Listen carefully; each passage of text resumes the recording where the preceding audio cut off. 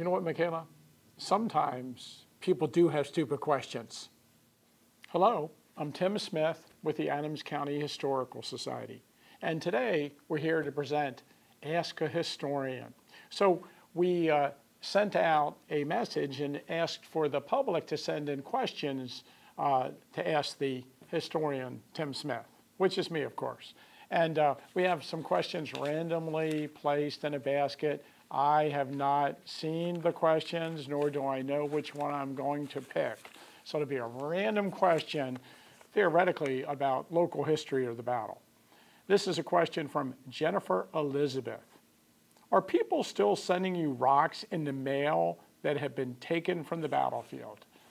I have not received a rock from the battlefield or Devil's Den in quite a long time. When I got the rocks, they were sent to my publisher, and then the publisher would send them on to me. So I have not. But every once in a while at the visitor center desk, they do get a rock back that has been sent from the battlefield. You know, over the years, if you don't know why this person is asking, people have taken rocks from the battlefield and taken them home. I know some people that do that. Wherever they go on vacation, they take a rock and they put it in their garden or something, makes them feel closer to the place. But with all the ghost attention and ghost books, some of the ghost books started to publicize that rocks taken from Gettysburg give people bad luck. So in recent years, they've been sending them back to be returned to the battlefield. I was in a park meeting one time and somebody sent a huge rock back. Must have cost them like $30 to send it back. So the next question, let's see what it is. Eric Kaufman. Why is there no marker for the 19th Indiana on Culp's Hill? Well, that's interesting. So the state of Indiana, for the most part, I believe they put up their monuments in 1885. They do not have markers to secondary positions around the battlefild. As a matter of fact, as I talked in one of our upcoming Monument Monday videos, the state of Indiana does not have flank markers either associated with their monuments. Now, you might say, well, the rest of the Iron Brigade have markers on Culp's Hill, but that was not always true. The marker for the 24th Michigan on Culp's Hill was recently placed there. And of course, when I say recently, I mean like in the last 30 years. So that unit did not have a marker there either. But the Wisconsin units in the Iron Brigade do have markers on Culp's Hill. And we do know where the 19th Indiana was located on Culp's Hill on the second and third day. Where on the battlefield was Confederate Colonel Hugh R Miller mortally wounded? This is more like a trivia question than a question. If I remember correctly, Hugh R Miller is with the 42nd Mississippi. Is one of Davis's brigade's colonels, whatever unit he's with. And obviously he'd be wounded in the first day's battle in the attack against where the 6th Wisconsin, 95th New York, and 14th Brooklyn attacked the railroad cut. So near the unfinished railroad cut on the first day's battlefield. I could probably do some research and I'd find a little better answer.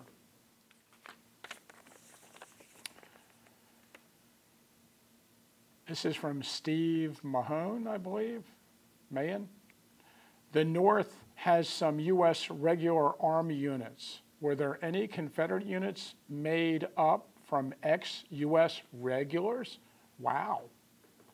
Not that I know of, but obviously men who served in the United States Army prior to the war that, then served in the Confederate Army would probably be divided up amongst the Confederate units. So I don't know of a particular unit just made up of U.S. regulars.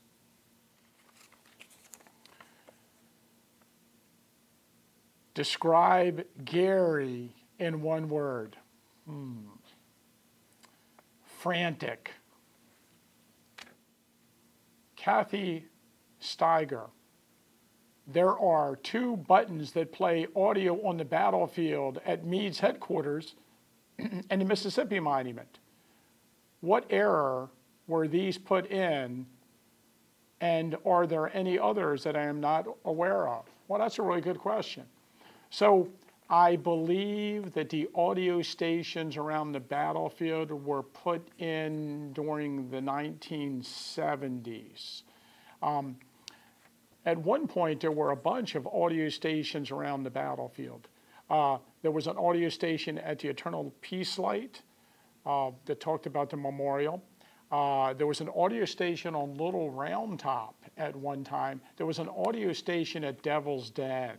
I remember the audio station at Devil's Den because, of course, that was one of my favorite places on the battlefield. And there was an audio station that actually worked until, in recent years at the point of woods near where Longstreet was whittling and ordered Pickett to make the charge. And that audio station was, that description that they had on that audio was very, very, very good. I'll never forget the ending of that audio where they have one of the Confederate soldiers talking about the fact that he had many opportunities, but he could never return to Gettysburg to visit the site where his, Pickett's division made that charge. Because he said he would walk along and he would say, there fell Lieutenant Green, there fell Captain Bissell, there fell so-and-so. And then he ended by saying, all of them, the best friends I ever had. It was just really dramatic. But the audio stations slowly stopped working over the years. They used to be like a reel-to-reel, and then they've tried to update them over the years. But I would be surprised if the ones that work are working that much longer. Thank you. Okay. Tim could read the back of a shampoo bottle and I would still learn something interesting. Okay, that's not really a question. Let's pick another one. This is from the West Point Museum when they were here. What sparked your interest in history? And people ask me that all the time. I do not know. I was too young when I first started being really interested in history to know what it was that sparked me. I have a distinct memory when I was in elementary school, and I'm pretty sure it was like first grade. We went to the library at the school, the school library room, and all these kids were going across the room and they were like getting Curious George books and stuff, and I drifted in the other direction and pulled a Civil War book off the shelf and was reading it. So I have no idea, but I've always been interested in history. Perhaps my deep interest in studying history came from the fact that I spent a lot of time at Fort McHenry when I was young, and I had a relative that was in the Battle of Fort McHenry. Okay. How many churches became hospitals during the battle? Michelle Blevins. I would say every church in the area became a hospital after the battle. How many churches do we have? I think it depends on how you count. We have 7 church edifices in the town at the time. But there's also a congregation, St. Paul's congregation, that meets at the McConaughey building on Carlisle Street. They don't even have their own building at the time of the battle. But that was also used as a hospital. And then if we talk about the churches in the area, churches were commonly used as hospitals. So I know on the retreat, the hospital in downtown Fairfield, the Lutheran Church was, the church in Fairfield was used as a hospital. So I mean, the simple answer to that would be all of them. It's just finding information about what happened in each of the churches. And eventually they consolidated all the hospitals in the town in major places like the Lutheran Seminary Hospital or the High Street School, and eventually they moved the wounded out to Camp Letterman east of town. But at first, hospitals were everywhere all over the town. Like I say, the school was a hospital, the railroad station was a hospital, all the hotels were hospitals, and all the churches. One lady wrote in a diary after the battle, there are no Sundays in Gettysburg. Let's see, here we go. Austin King, recommendations or advice for anyone pursuing a career in history. That's interesting. You know, I think that when you're interested in the field of history and you're studying it and you'd like to work in the field of history, you know, getting an actual job, there are limitations in the history field. Most people are interested in history go on to become teachers, and then they can teach other people what they like, you know, about their craft, and hopefully other people will be interested in it. Of course, you can become a park ranger. Lots of people are interested in history, become National Park Service Rangers. And at Gettysburg, we're fortunate that you can become a licensed battlefield guide or a town guide, or you can work for one of the tour companies in town. What advice would I give? Probably something that I neglected to do. You should probably go to college. Where did John Burns own property along the Hanover Road near Bonnieville? So John Burns, who is well known for being the civilian hero of the battle, lived at a house in Gettysburg on the edge of town, but he didn't buy that house until 1863. And for much of his life, he moved around. He was a tenant.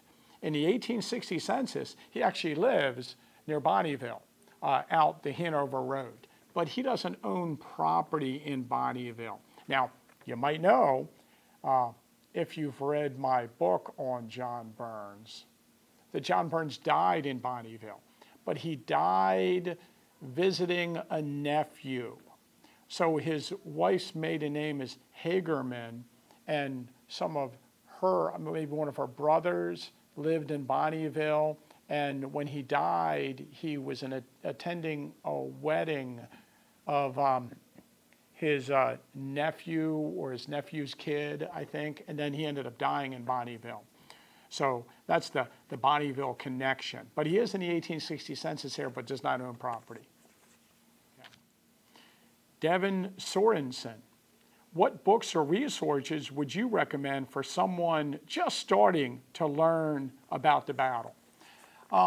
Probably, you know, nowadays it would be different learning about the battle than it was in my day. But I still think you should probably start by reading a general overview of the battle. And I would suggest reading something that is more enjoyable than something that's too serious.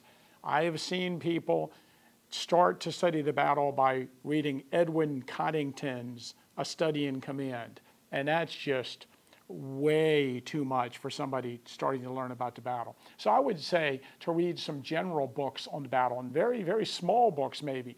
Maybe you could read Frederick Tilburg's National Park book about the Battle of Gettysburg, or then maybe you could read some of the books that have been written in a more general nature. I would suggest things like Glenn Tucker's High Tide at Gettysburg, which is very well written, or maybe in a more modern sense, you could read you know, some of the books on the battle that are either the first July 1st, July 2nd, or July 3rd by Harry Fonts. Things like that are really good on the battle. But try not to get too overwhelmed and read too much detail at one time. One piece of advice I would give anybody if you are seriously studying the battle is to memorize the order of battle. If you know who commands the 7 Union Infantry Corps and whose divisions are in each of those corps, it really helps you when you're studying the battle and knowing the layout of the Confederate Army. Because when you read these books about the battle, all these names kind of intertwine with each other, and it can be very confusing. So if you learn the order of battle the regiments and brigades and divisions. And then when you read about it, you're able to put all these things into context and it makes a lot more sense. Okay. Oh, J.D. Hewitt from the History Underground wrote to us. What are some of the funniest things that you've seen or heard as a battlefield guide? Wow. I mean, I'm sure there's a long list of those. Some things that happen, are funny to us because we're tour guides and we're there all the time. And, when the tour guides get together, we used to have, in the old days, a bullpen where all the tour guides got together in the morning and waited for tourists to come and ask for us. Now, of course, we're booked online and we just go in at the time of our appointment. We don't have that camaraderie, but we would tell funny stories about our tours to each other. And there are just some great moments that happen and things that I really find interesting. So a couple of my funny stories are, let's see, one day I was with a guy from California and we're riding around the battlefield and he seemed very distracted. It was in November, I believe. And finally, he stopped me and said, okay, what's all this stuff all over the ground? And he kept pointing to this, the ground. I'm like, I don't see anything. What are you talking about? And he said, this. And we got out and he went over into a pile of leaves and he picked up the leaves. He had never seen leaves before. And I thought that was really, really funny. Of course, every tour guide will tell you, it's not a joke, that commonly people will ask, where did he put the monuments in the winter? Or how come the monuments don't have bullet holes in them? Or I had a couple ask this to me personally. This is not, a made up story. This guy said to me in the middle of the tour, he's like, hey, my wife and I were just talking earlier about this and there's something we're really kind of confused about. Why were all the battles fought on national park property? He was dead serious. And then, then you have questions that people ask you, and they probably know right after they ask them that maybe it's not a good question, but all the time I get the question, were the rocks here during the battle? And, they're talking about Devil's Den, obviously. And then, you always try to be really nice when somebody asks a question like that. You're like, yeah, and then you might tell a little bit of the history of the rocks. But, so many times I'm tempted to say something like, no. The Confederate Army had a whole brigade of wagons, and they hauled the rocks here and placed them on the battlefield so they could fight around them. You get these kind of questions. I know that one of my friends wrote a little booklet on this subject, and he mentioned things in his booklet like Archer's Brigade, named because Brigadier General James Archer commanded troops at the battle. They might think that they were archers in the battle. You'd be surprised. A lot of people who don't know a lot about American history don't know the time period of the Battle of Gettysburg.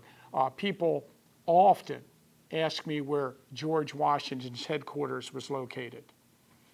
One of my friends was really serious he'd try to tell a joke to the people and be really serious about it when he asked weird questions. I remember one time we were at the Farnsworth House in the tavern, and a guy came in and said, hey, I really want to see Ulysses S. Grant's headquarters.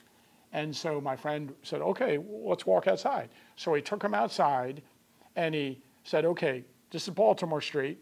Go to Baltimore Street up to the square, make a left, and go about 2,000 miles.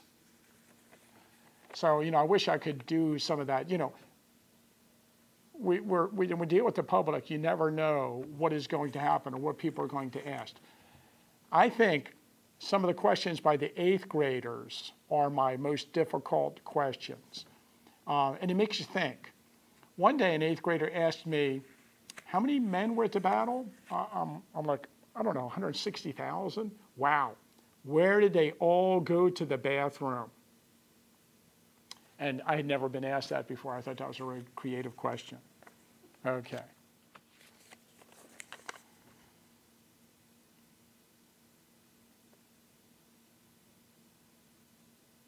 Where is the best place in Gettysburg to see ghosts? I would say that any place is as good as any other place since there are no ghosts in Gettysburg.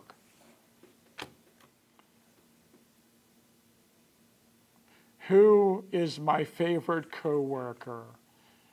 Well, you know, here at the Adams County Historical Society, I enjoy all my coworkers evenly and do not have a favorite or a least favorite.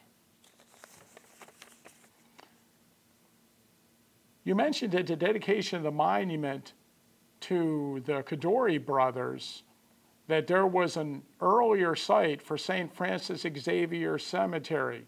Where was this, and were all the graves moved? Wow. Jim Crismer. I don't know, did I see Jim at that? He must have been there at the speech I gave, unless it was filmed in some form or fashion. So the current St. Francis Xavier Cemetery in Gettysburg was placed there in 1885. And I think in my speech, one of the things I wanted to mention is that some of the people who are buried in the Kadori plot there died prior to that cemetery. And so those people were buried at the original Catholic Church cemetery, which was located off of Washington Street in the town. And they carefully removed the bodies from that cemetery into the Catholic cemetery today when they moved the bodies over. So, or when they moved the stones over. So did they move all the bodies when they moved all the stones? I'm sure that the people who are involved in it would say, yes, they did. But I don't think all the bodies were moved. And do you know that today there are houses that sit on the site of the old Catholic cemetery? Have these people ever seen poltergeist? Thanks for watching our video, and if you like our content on our YouTube channel, please like and subscribe. And if you'd like, send us more questions and maybe we'll do something like this again.